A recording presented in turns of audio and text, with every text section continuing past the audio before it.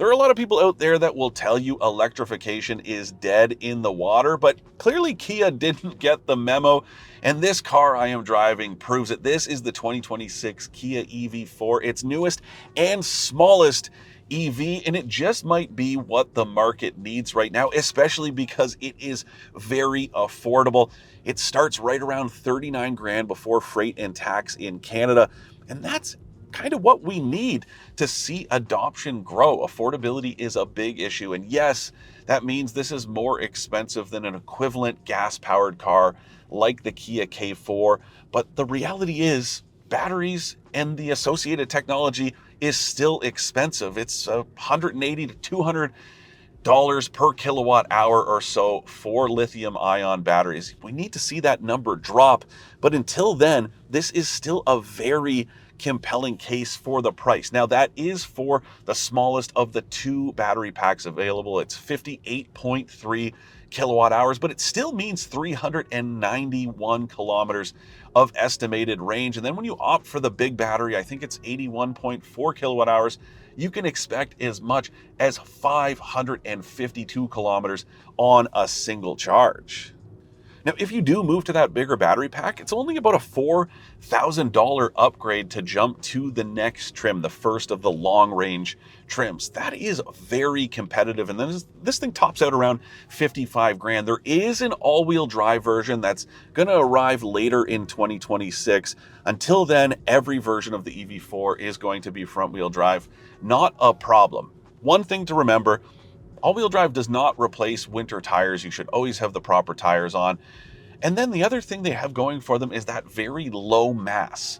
It means that you don't have to worry as much about that extra traction because the vehicle isn't going to be as prone to slipping as you might expect in a car, especially one this size. Now, of course, I understand all-wheel drive is very popular, and that's why Kia is going to bring it to market, but I don't think it's necessary, and it's also going to eat into that range, so that is something else to keep in mind. Now, out here on these beautiful, smoothly paved roads in Spain, I'm really impressed with how this thing drives.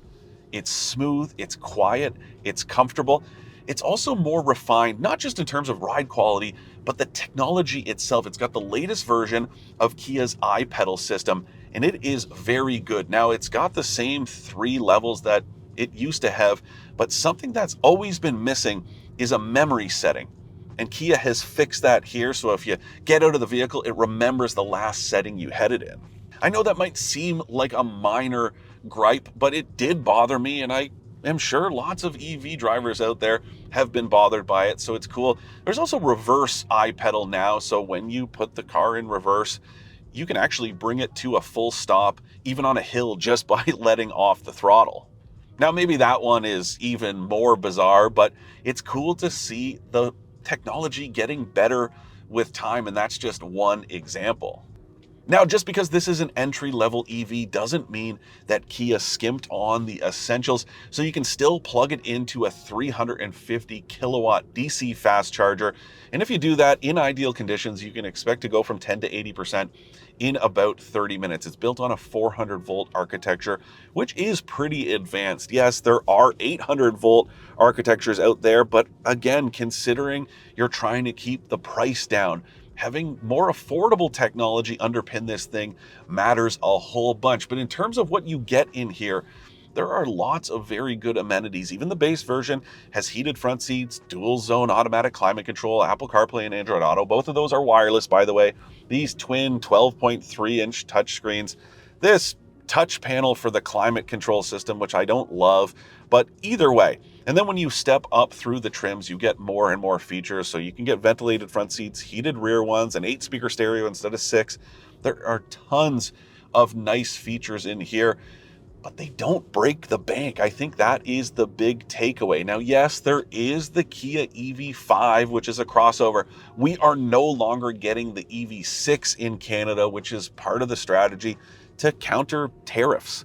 This is a big problem, and having US-made vehicles sold in Canada is becoming harder and harder to justify for automakers. So switching to these Korea-made products makes a whole lot of sense for them and for you. They are going to save you money in the long run, and this one is just proof.